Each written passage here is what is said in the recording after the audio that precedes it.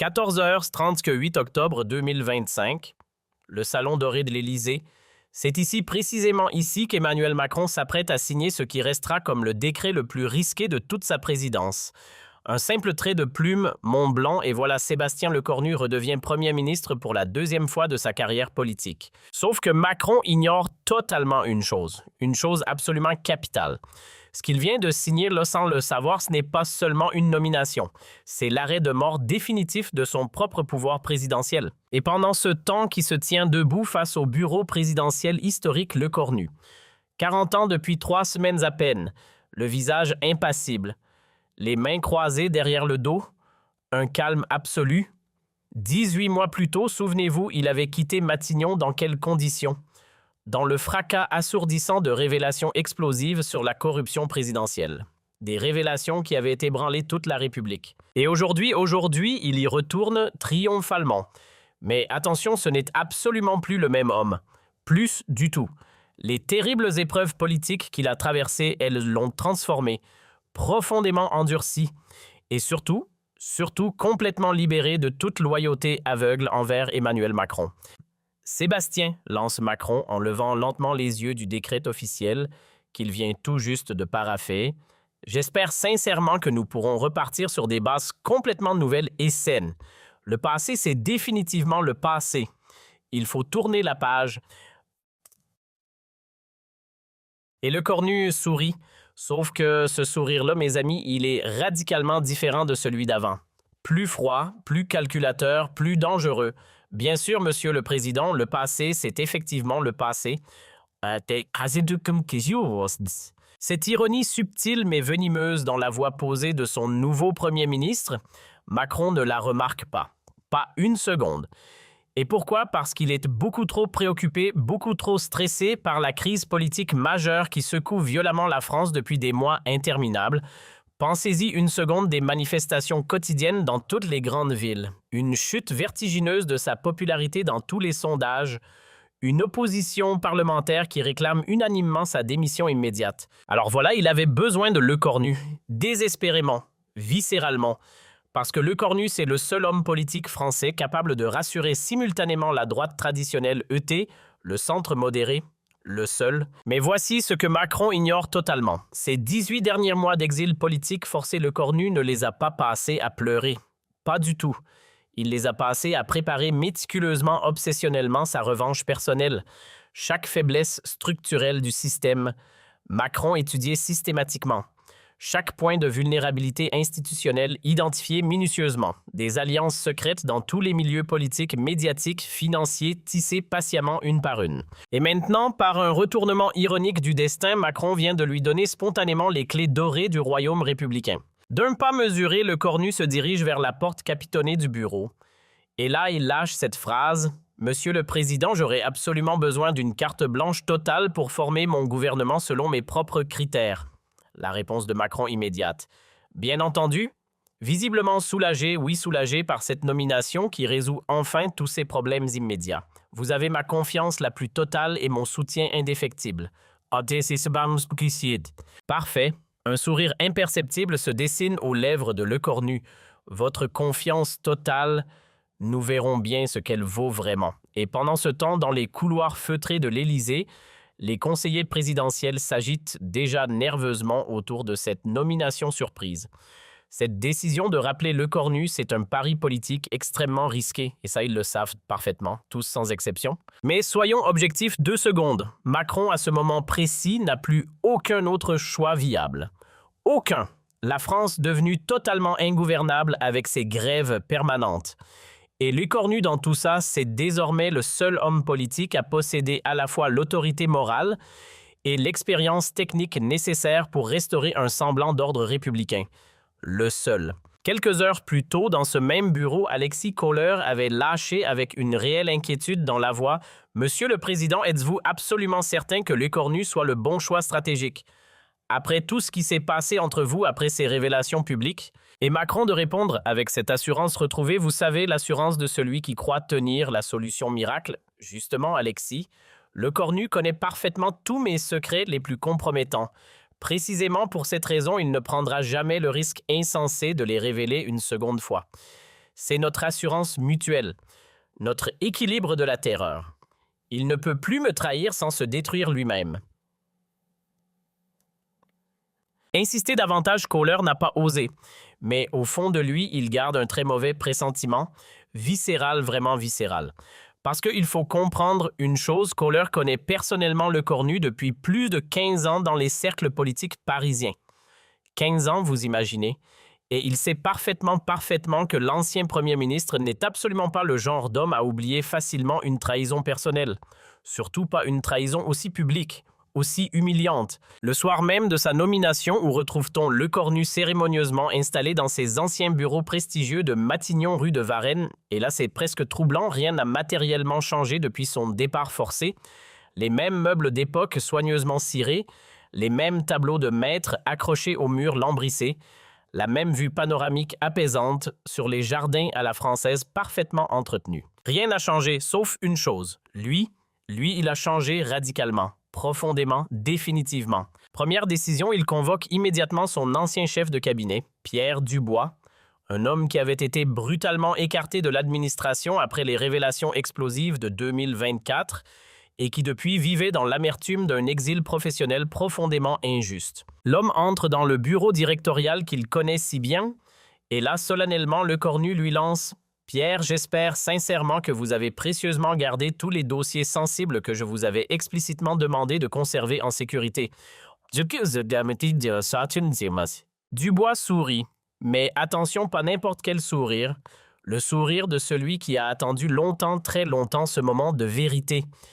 Tout est religieusement là, monsieur le Premier ministre, tous les documents compromettants, tous les enregistrements audio secrets, toutes les preuves accablantes, tout est stocké en lieu sûr, classé, répertorié. Papier, parfait. Cette fois, nous allons les utiliser de manière complètement différente, infiniment plus subtile. Comment cela, monsieur le Premier ministre? Et là, Lecornu explique son plan. Écoutez bien, la première fois, j'ai révélé publiquement les secrets les plus noirs de Macron par pure colère, par soif de vengeance immédiate. C'était une erreur tactique majeure. Cette fois, je vais les utiliser intelligemment, pour le contrôler totalement, le servir progressivement. Et c'est là, mes amis, qu'on touche au cœur du sujet. Le plan machiavélique de Lecornu, il est d'une simplicité diabolique et d'une efficacité redoutable. Au lieu de détruire publiquement Macron comme il l'avait fait brutalement en 2024, vous vous souvenez, ça avait provoqué un chaos politique général. Cette fois, c'est différent. Cette fois, il va maintenir le président en vie politiquement, mais sous sa domination personnelle, absolue et invisible. Vous voyez le tableau, le président Macron deviendrait progressivement sa marionnette docile. Et lui, Lecornu, tirerait discrètement toutes les ficelles du pouvoir réel depuis les bureaux feutrés de Matignon. Le lendemain matin, dès 8 heures pile, Lecornu se met méthodiquement à former son nouveau gouvernement. Sauf que là, surprise, contrairement aux attentes légitimes, contrairement aux habitudes constitutionnelles de l'Élysée, il ne consulte pas Macron, pas une seule fois, pas une. Il nomme qui il veut, quand il veut, dans les fonctions qu'il veut, selon ses propres critères personnels et politiques. Vers midi, le téléphone sonne. Alexis Kohler, à l'autre bout du fil, la voix légèrement inquiète. « Monsieur le Premier ministre, le Président aimerait beaucoup discuter personnellement avec vous de vos choix ministériels avant leur officialisation. » La réponse de Lecornu sèche, sans même lever les yeux de ses dossiers. « Dites respectueusement au Président que mes choix gouvernementaux sont définitivement arrêtés et non négociables. S'il a des objections particulières à formuler, qu'il les mette noir sur blanc, par écrit, avec ses arguments détaillés. » Mes amis, cette réponse brutale sans appel, elle fait l'effet d'une véritable bombe diplomatique à l'Élysée. Et je pèse mes mots, parce qu'il faut bien comprendre une chose, jamais dans toute l'histoire de la Ve République, un Premier ministre fraîchement nommé n'avait osé défier aussi ouvertement, aussi publiquement l'autorité présidentielle traditionnelle. Du jamais vu. Alors forcément, Macron convoque Lecornu d'urgence. Dans son bureau présidentiel, dès l'après-midi même, « Sébastien, nous devons absolument parler sérieusement. Vous ne pouvez pas former votre gouvernement sans me consulter au préalable. C'est contraire à tous nos usages constitutionnels. » Et Lecornu, lui, assis très calmement dans le fauteuil Louis XV face au bureau présidentiel. Il croise posément les jambes. Il fixe Macron droit dans les yeux. Et il lâche tout. Monsieur le Président, vous m'avez explicitement dit hier que j'avais carte blanche totale pour mes nominations. Il n'y a absolument aucun « mais » qui tienne, Monsieur le Président. Soit vous me faites réellement confiance et vous respectez vos engagements, soit vous ne me faites pas confiance. Et dans ce cas, je démissionne séance tenante. Et je révèle immédiatement à toute la presse française les véritables raisons secrètes pour lesquelles vous m'avez vraiment renommé à ce poste. Là, mes amis, on vient d'assister à un chantage politique, explicite, direct, imparable. Et Macron, il pâlit visiblement, ses mains deviennent moites. Vous imaginez la scène? Qu'est-ce que vous voulez dire exactement? Et Lecornu, sans ciller, déballe tout. Je veux dire très clairement que vous ne m'avez absolument pas nommé pour mes compétences gouvernementales reconnues, Monsieur le Président. Vous m'avez nommé uniquement pour une seule raison, parce que vous pensez naïvement que je ne peux pas vous trahir une seconde fois, étant donné que je connais déjà tous vos secrets les plus compromettants. Et là, attention, le coup de grâce. Mais vous vous trompez lourdement dans votre calcul politique. Mes connaissances de vos secrets ne m'empêchent nullement de vous trahir à nouveau. Au contraire, elles me donnent le pouvoir absolu de le faire exactement quand je le souhaiterai, de la manière que je choisirai. Le silence qui suit cette déclaration oppressant, absolument assourdissant. On n'entend plus rien dans ce bureau, plus rien, à part le tic-tac régulier de la pendule Empire posée sur la cheminée. Et Macron, à ce moment-là, réalise brutalement avec une terreur grandissante ce qui vient de se passer. Il vient de commettre l'erreur stratégique la plus monumentale de toute sa vie politique. Reprenons parce que c'est important. En renommant Lecornu pour tenter de le contrôler, qu'est-ce que Macron a fait exactement? Il n'a pas du tout récupéré un allié loyal et reconnaissant. Pas du tout. Ce qu'il vient de faire en réalité, c'est armer méthodiquement son pire ennemi personnel et lui donner sur un plateau d'argent tous les moyens institutionnels de le détruire. Finalement, la voix blanche et tremblante Macron finit par demander « Qu'est-ce que vous voulez exactement de moi ?» Et Lecornu de répondre avec un calme glaçant « Ce que je veux. C'est très simple. Gouverner réellement la France. Vraiment gouverner, pas faire semblant. Vous vous resterez officiellement président de la République. Vous ferez consciencieusement vos voyages officiels protocolaires, vos discours télévisés, vos cérémonies commémoratives. Mais toutes les vraies décisions politiques importantes, tous les arbitrages gouvernementaux majeurs, c'est moi. Moi et moi seul qui les prendrai désormais. Vous me proposez un véritable coup d'État constitutionnel. Et là, vous allez voir, la formulation de Lecornu, elle est magnifique de cynisme. Non. Je vous propose intelligemment un partage équitable du pouvoir républicain. Vous vous gardez généreusement tous les titres honorifiques et la reconnaissance médiatique internationale. Moi, je prends modestement la réalité concrète du pouvoir exécutif. Et là, mes amis, regardez bien la situation. Macron est complètement pris au piège, coincé entre le marteau et l'enclume. Réfléchissez 2 secondes avec moi s'il refuse catégoriquement cette proposition, qu'est-ce qui se passe? Lecornu démissionne immédiatement, révèle publiquement tous ses secrets et boum, nouveau scandale national. Mais s'il accepte cette proposition inouïe, il devient de facto un président fantoche, une simple façade démocratique. Voilà le piège. Et si je refuse votre proposition, c'est là que Lecornu, sans se précipiter, sort calmement son téléphone portable crypté de sa poche, il fait défiler l'écran. Et il s'arrête sur un dossier audio bien précis qu'il montre à Macron. Voici l'enregistrement intégral de votre conversation téléphonique confidentielle avec le président chinois Xi Jinping du 15 septembre dernier, celle où vous lui promettez explicitement des informations privilégiées sur les positions négociatrices françaises lors du prochain sommet. Souhaitez-vous que je la diffuse dès ce soir sur toutes les chaînes d'information? Et Macron, à ce moment précis, il s'effondre, littéralement, dans son fauteuil présidentiel, le visage décomposé. Comment avez-vous réussi à obtenir cet enregistrement? C'était une ligne sécurisée. Et la réponse de Lecornu, écoutez-la bien parce qu'elle dit absolument tout. J'ai mes sources très fiables, Monsieur le Président. 18 mois d'exil politique forcé, cela donne énormément de temps libre, énormément, pour tisser méthodiquement des réseaux d'information dans tous les milieux. J'ai des alliés partout maintenant, partout, dans les services secrets, dans l'administration, dans les médias, dans les entreprises. Vous m'avez sous-estimé? Qu'est-ce que vous exigez concrètement de moi? Et là, attention, Lecornu présente sa facture. Et elle est salée. Je veux que vous signiez dès aujourd'hui un décret présidentiel secret me donnant des pouvoirs gouvernementaux considérablement étendus sur toute la politique intérieure française, sur la politique économique nationale. Vous pourrez conserver formellement la défense nationale et les affaires étrangères. Mais même dans ces domaines, vous devrez systématiquement me consulter avant toute décision importante. Et si je refuse absolument, le coup de massue final le voici. Alors demain matin, à la première heure, toute la France découvrira médusée que son président de la République vend régulièrement des secrets d'État stratégiques à des puissances étrangères.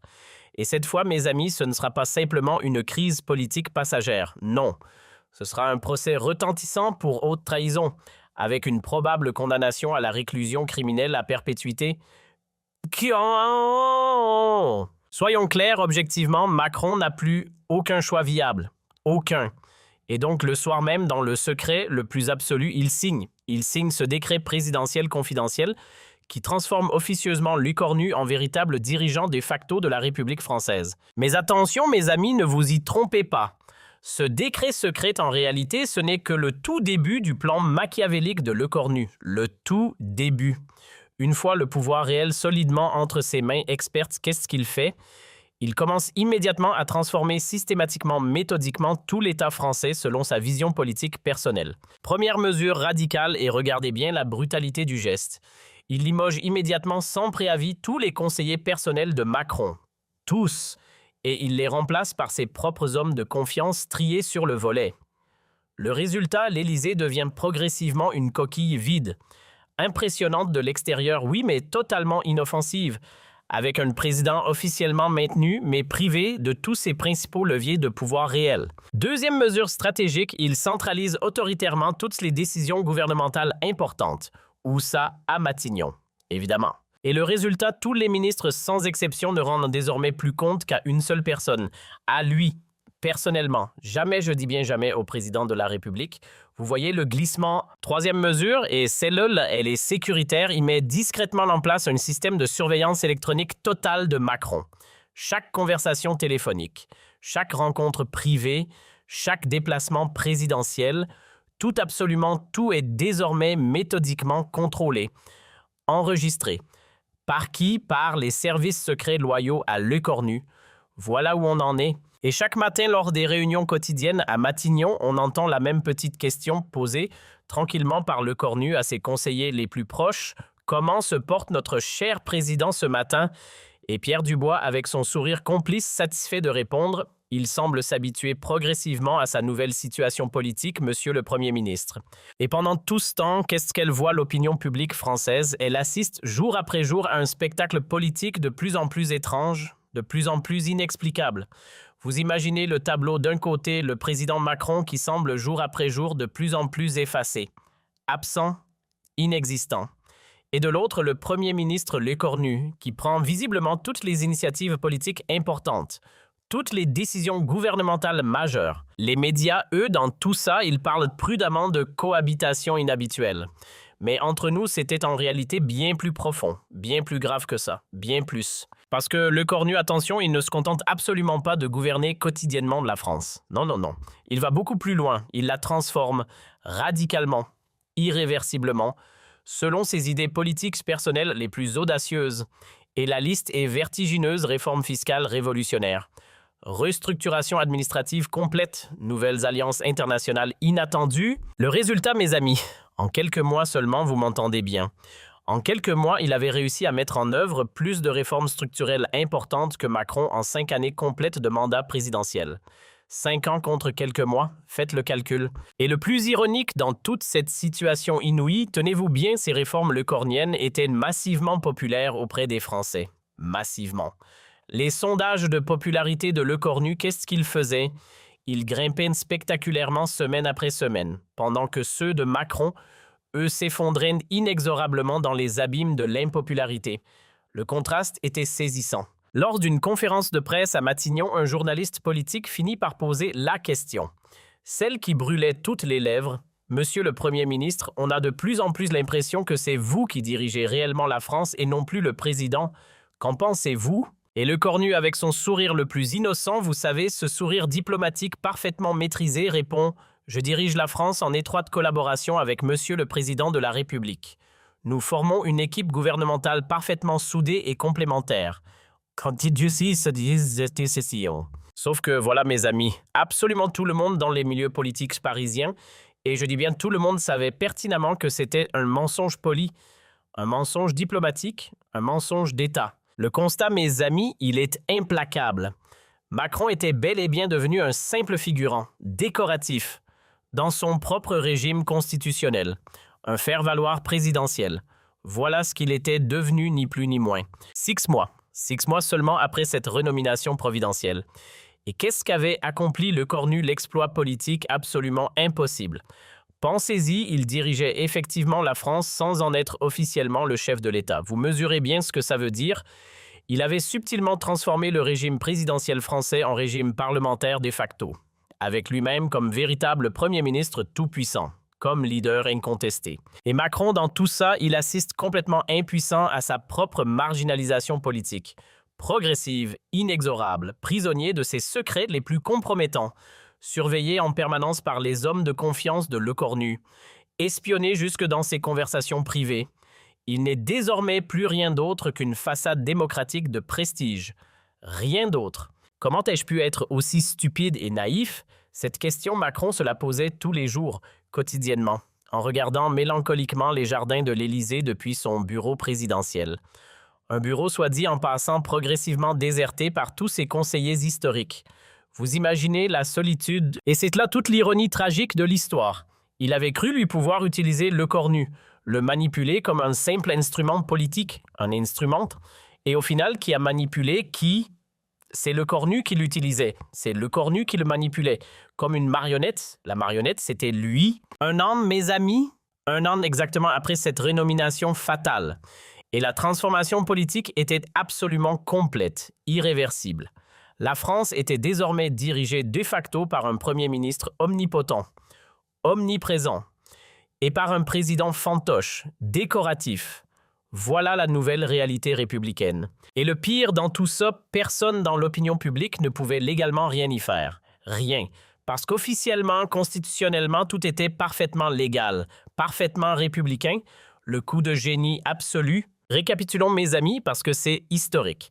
Lecornu venait de réussir magistralement le coup d'État le plus subtil, le plus intelligent, le plus efficace de toute l'histoire politique moderne. Rien que ça. Et comment a-t-il fait? C'est ça la question. Sans aucune violence, sans aucune révolution, sans aucun bruit médiatique. Simplement en utilisant brillamment 3 choses: son intelligence, sa patience infinie et les faiblesses psychologiques de son adversaire. 3 ingrédients, c'est tout. Et ça suffit. Officiellement, qu'est-ce qu'on a? Emmanuel Macron est toujours président de la République française. Juridiquement, constitutionnellement, tous les papiers le disent, mais dans la réalité politique concrète, il n'est plus rien d'autre qu'un symbole vide, une coquille, un nom au bas d'un papier. L'ancien président tout-puissant, lui, qu'est-ce qu'il avait voulu faire? Contrôler totalement Lecornu. Il avait fini par être contrôlé intégralement par lui. Le retournement parfait. La revanche personnelle de Sébastien Lecornu, mes amis, elle était non seulement totale, elle était aussi parfaite, subtile et définitive. Et le plus frappant dans cette histoire politique extraordinaire, vous savez ce que c'est. Tenez-vous bien, c'est que Macron avait lui-même de ses propres mains signé le décret qui scellait sa propre perte de pouvoir. De ses propres mains. Vous mesurez, il avait offert les clés du royaume à son pire ennemi, en pensant l'amadouer, en pensant le neutraliser. L'arroseur arrosé, le manipulateur manipulé, le maître devenu l'esclave. Et Lecornu, lui, dans tout ça, il régnait désormais sans partage sur la France. En toute légalité républicaine, tout est là, mais attention, attention. L'histoire de cette prise de pouvoir extraordinaire, elle ne s'arrêtait pas là, pas du tout. 3 mois. 3 mois après avoir établi sa domination totale sur Macron, qu'est-ce que Lecornu décide d'aller encore plus loin dans son plan machiavélique? Encore plus loin? Parce que, voyez-vous, contrôler le président, ça ne lui suffisait plus. Il voulait désormais autre chose. Il voulait éliminer tous ses potentiels rivaux politiques et s'assurer une hégémonie durable sur l'ensemble de la classe politique française. Excusez du peu. 15 janvier 2026. Retenez bien cette date, mes amis, parce que ce jour-là, dans son bureau de Matignon-le-Cornu, organise une réunion. Pas n'importe laquelle. Une réunion secrète. Et qui est-ce qu'il convoque, tenez-vous bien? Les dirigeants des principaux partis d'opposition. Tous. Marine Le Pen pour le Rassemblement national. Jean-Luc Mélenchon pour la France insoumise. Laurent Wauquiez pour les Républicains. Vous voyez, le casting, chacun d'eux avait reçu une invitation. Mystérieuse. Accompagnée d'une simple phrase, juste une « Nous avons des intérêts communs à discuter ». Une fois tout le monde installé dans le salon bleu de Matignon-le-Cornu se lance « Mesdames et messieurs, je vous ai réunis car nous partageons tous quelque chose. Nous avons tous été trahis par Emmanuel Macron à un moment ou un autre de nos carrières. » Marine Le Pen immédiatement fronce les sourcils. « Monsieur le Premier ministre, où voulez-vous en venir exactement? Je veux vous proposer un pacte. Un accord qui nous permettrait à tous de gouverner la France selon nos convictions, sans avoir à subir les caprices d'un président déconnecté. » Mélenchon réagit aussitôt. « Et comment comptez-vous vous y prendre? Macron est toujours président que je sache. » Et là, mes amis, regardez bien. Le Cornu sourit, mais de son sourire le plus énigmatique. Officiellement, oui. Officieusement, les choses ont beaucoup changé. Il sort alors de son tiroir plusieurs dossiers épais et il les pose un par un sur la table. Voici les preuves de la corruption de Macron. Voici les enregistrements de ses conversations avec des dirigeants étrangers. Voici la documentation complète de ses trahisons.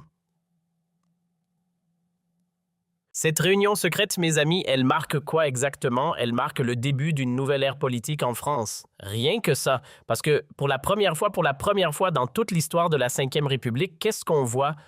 On voit l'opposition accepter de collaborer avec le pouvoir. Mais attention, pas par conviction. Non, non, non, non. Pas du tout par conviction.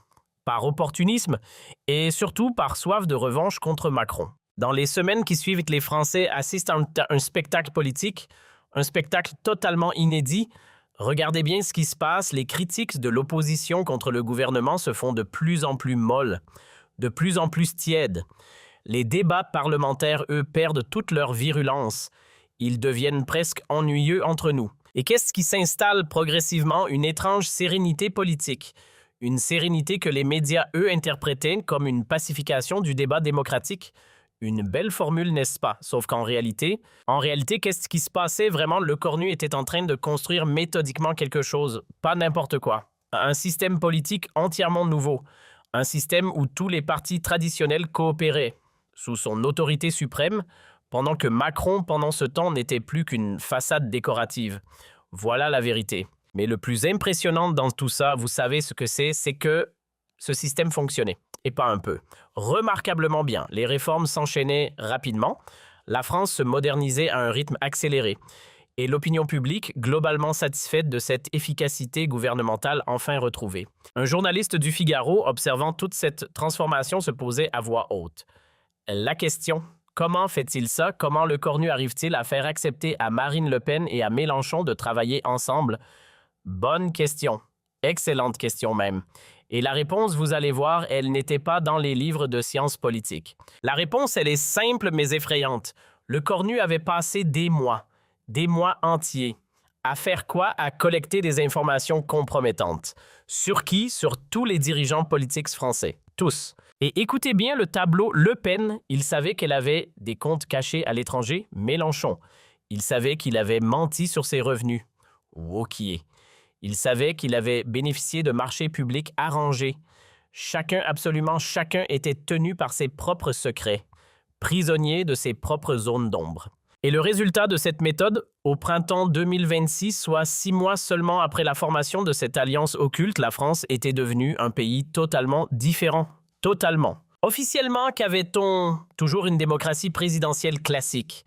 Les institutions, les textes, les discours, tout paraissait normal. Mais officieusement, mes amis, c'était autre chose. Officieusement, c'était une oligarchie.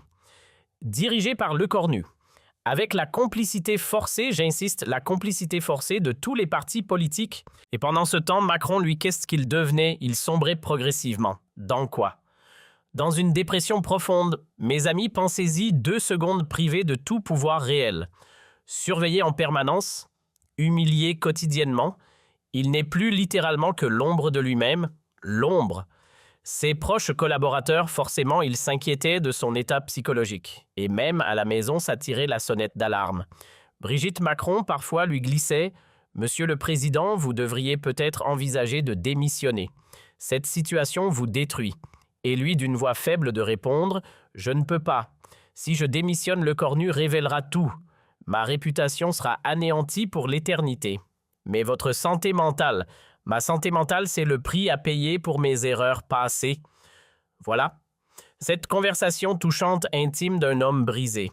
Sauf qu'il y a un détail qui change tout. Cette conversation, comme toutes les autres, était enregistrée. Par qui? Par les services de Le Cornu, évidemment. Vous l'avez compris, le Premier ministre savait. Il savait exactement dans quel état se trouvait Macron.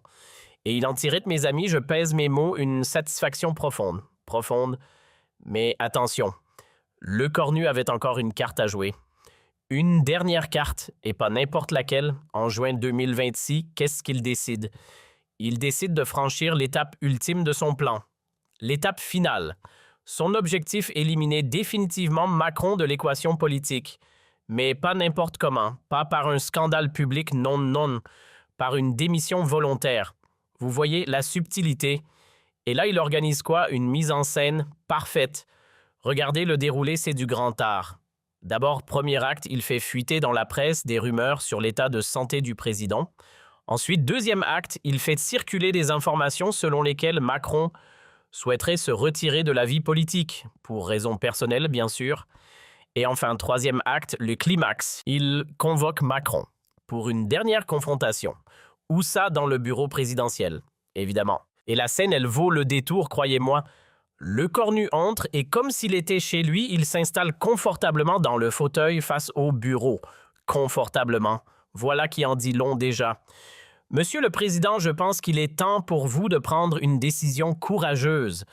Macron, d'une voix éteinte, quasiment morte, laquelle démissionner pour le bien du pays, pour votre propre bien aussi, et si je refuse? Et là, mes amis, la menace finale, glaciale. Alors je révèle tous vos secrets, mais cette fois, je le fais progressivement, jour après jour, pendant des mois. Votre agonie sera longue et douloureuse. Macron, à ce moment précis, que fait-il? Il regarde par la fenêtre, il regarde les jardins de l'Élysée, ces jardins qu'il allait bientôt quitter. Vous avez gagné, Sébastien, vous avez complètement gagné. Et Le Cornu implacable, je sais, la question n'est plus là. La question est, voulez-vous partir dignement ou voulez-vous être traîné dans la boue? Et là, la négociation finale, que se passera-t-il si je démissionne? Le Cornu, posé tranquille, vous pourrez garder votre honneur officiel. Je ne révélerai rien. Vous pourrez même écrire vos mémoires en présentant votre version des faits. Et vous, que deviendrez-vous? Et là, mes amis, la réponse est d'une honnêteté brutale. Je deviendrai ce que j'ai toujours voulu être, le vrai dirigeant de la France. Le 30 juin 2026. Retenez encore cette date, parce que ce jour-là, Emmanuel Macron annonce officiellement quoi? Sa démission. Et pour quelle raison? Attention, voici la version officielle: pour raison de santé et pour permettre un renouvellement démocratique. Rien que ça. Dans son discours d'adieu, le comble de l'ironie, qu'est-ce qu'il fait? Il remercie son fidèle Premier ministre Sébastien Lecornu. Son fidèle. Il va même plus loin, il recommande aux Français de lui faire confiance. Vous imaginez la scène? L'homme qu'on a poussé dehors fait la promo publique de son bourreau. Et après ça, que dit la Constitution? Eh bien, la Constitution est claire. Le Cornu assure l'intérim présidentiel. En tant que Premier ministre, normalement, dans n'importe quel scénario classique, qu'est-ce qu'il aurait fait à ce moment-là? Il aurait organisé rapidement de nouvelles élections présidentielles. C'est la procédure, c'est la tradition, c'est la démocratie. Mais lui, qu'est-ce qu'il fait? Il va à l'opposé. Au lieu d'organiser ces élections, il propose quoi? Tenez-vous bien, une révision constitutionnelle pour, je cite, « adapter les institutions aux défis à venir ». Vous voyez le niveau et cette révision, elle passe. Comment? Approuver par référendum. Grâce à quoi? Grâce au soutien secret de tous les partis politiques qu'il contrôlait, tous sans exception. Et qu'est-ce que cette révision fait? Elle transforme la France. Elle transforme la France en régime parlementaire. Le résultat concret, le Premier ministre devient le véritable chef du pouvoir exécutif. Pendant que le président, lui, n'est plus qu'un chef d'État symbolique, élu par le Parlement. Un rôle purement honorifique. Voilà le nouveau visage de la République. Septembre 2026, nouvelle date à retenir. Ce mois-là, Sébastien Lecornu est officiellement élu Premier ministre de la Nouvelle République française, et pas à la louche, par une majorité écrasante de députés. Écrasante. Mes amis réalisaient ce moment avec moi pour la première fois de sa vie. Lecornu détenait légalement le pouvoir qu'il exerçait déjà dans les faits depuis des mois. Légalement, officiellement, constitutionnellement. La boucle était bouclée. Lors de son discours d'investiture, qu'est-ce qu'il déclare solennellement? Écoutez bien, la France entre dans une nouvelle ère, une ère de stabilité, d'efficacité et de réconciliation nationale. Les mots sont choisis, soigneusement. Et dans l'assistance, tenez-vous bien, Marine Le Pen, Jean-Luc Mélenchon, Laurent Wauquiez, tous les trois, applaudissant chaleureusement. Chaleureusement, vous m'entendez, ils étaient tous devenus entre-temps des ministres influents du gouvernement Lecornu. Et leurs différences idéologiques, dans tout ça, ces fameuses différences qui, il y a peu, rendaient impossible toute collaboration. Mystérieusement, elles s'étaient estompées, évaporées, face à l'efficacité du nouveau système. Voilà, mes amis, la magie du chantage politique bien organisé. Et Emmanuel Macron, lui, pendant tout ce temps, qu'est-ce qu'il fait? Il regarde cette cérémonie, à la télévision. Depuis sa résidence privée en Normandie. Une maison qu'il avait achetée au passage avec l'argent de ses conférences à l'étranger. Parce que oui, ces conférences, c'était devenu désormais ses seules activités. Les seules. Triste décadence. Tu crois qu'il va réussir? Demande Brigitte Macron à son mari. Et la réponse de l'ancien président, écoutez-la bien. Elle est chargée d'amertume, mais aussi d'une lucidité glaçante. Il a déjà réussi. Il a fait ce qu'aucun homme politique n'avait réussi avant lui. Unifier toute la classe politique française sous son autorité. C'est un génie du mal, mais un génie quand même. Un génie? Mes amis, quand votre propre ennemi vous qualifie de génie, c'est que vous avez définitivement gagné la partie. Et en effet, regardez le bilan. 2 ans. 2 ans seulement après sa rénomination par Macron. Et qu'est-ce que Sébastien Lecornu avait accompli l'impensable? Tout simplement l'impensable. Il dirigeait la France. Mais pas n'importe comment. Avec quoi? Avec l'assentiment de tous les partis politiques, avec l'approbation de l'opinion publique et avec la légitimité des institutions. Des institutions qu'il avait lui-même réformées au passage. Le triple saut de la réussite politique totale. Il avait transformé quoi en réalité? Il avait transformé sa revanche personnelle contre Macron en révolution politique complète. Vous entendez ça? Une revanche personnelle devenue révolution. C'est quand même fou. Il avait changé le régime. Il avait unifié l'opposition. Il avait établi son hégémonie, et pas pour 2 ou 3 ans, pour des décennies. L'homme qui avait été trahi en 2024. L'homme qui avait été humilié en 2024. Cet homme-là, en 2026, était devenu le maître incontesté de la France. Et tout ça, mes amis, tout ça avait commencé comment? Par une simple signature, juste une signature sur un décret de nomination. Un décret qu'Emmanuel Macron avait cru pouvoir contrôler. La plus monumentale erreur de jugement de sa carrière. Qu'est-ce que l'histoire retiendra de tout ça? Elle retiendra 2 choses, mes amis. 2 choses essentielles. Premièrement, Macron a commis l'erreur de sa vie en renommant Lecornu. C'est acquis, gravé dans le marbre. Mais deuxièmement, et c'est là que ça devient fascinant, Lecornu lui a transformé cette erreur, transformé comment en chef-d'œuvre politique, ni plus ni moins. La revanche, mes amis, elle n'était pas seulement complète. Ça aurait déjà été beaucoup. Non, elle était devenue éternelle, éternelle. 1 an plus tard, octobre 2027, où sommes-nous? Au château de Versailles, s'il vous plaît. Dans quel cadre? Lors d'une cérémonie officielle. Pour célébrer quoi? Le premier anniversaire de la Nouvelle République. Rien que ça. Et c'est là, dans ce décor absolument grandiose, que Sébastien Lecornu prononce un discours. Un discours qui résumait parfaitement tout son parcours extraordinaire. Écoutez attentivement ces mots, mes amis, parce qu'ils valent de l'or. Il y a 3 ans, déclare-t-il devant un parterre de dignitaires internationaux, j'étais un homme trahi, humilié, écarté du pouvoir. Aujourd'hui, je dirige un pays unifié, modernisé, respecté dans le monde entier. Et là, la clé de tout le récit, il la donne lui-même. Cette transformation n'est pas le fruit du hasard, c'est le résultat d'une vision, d'une détermination et surtout d'une patience infinie, une patience infinie. Retenez ces 3 mots, parce que c'est exactement ça la vraie leçon politique de cette histoire.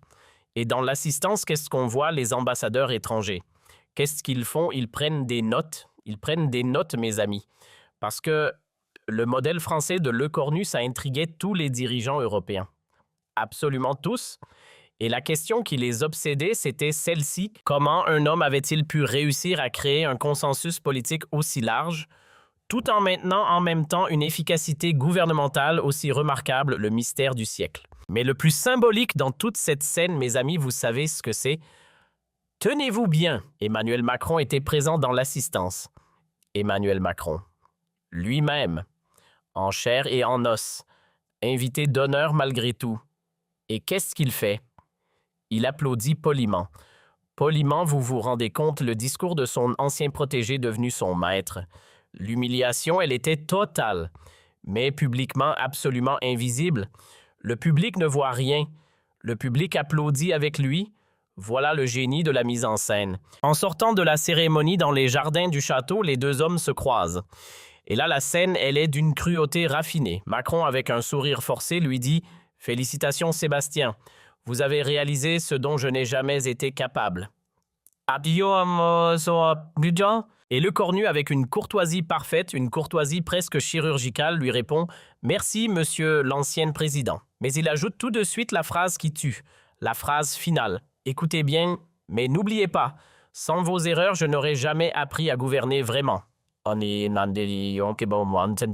Cette phrase, mes amis, cette phrase prononcée avec une ironie subtile, mais cruelle, tellement cruelle, c'était quoi exactement? C'était le point final de cette extraordinaire histoire de revanche politique. Parce que réfléchissez avec moi, qu'est-ce qu'il vient de faire Lecornu avec cette phrase? Il vient de remercier Macron. Oui, vous avez bien entendu.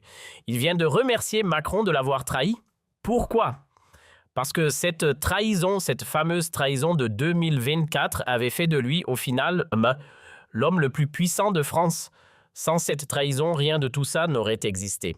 Voilà la vérité ultime. L'élève, mes amis, l'élève avait définitivement dépassé le maître. Définitivement.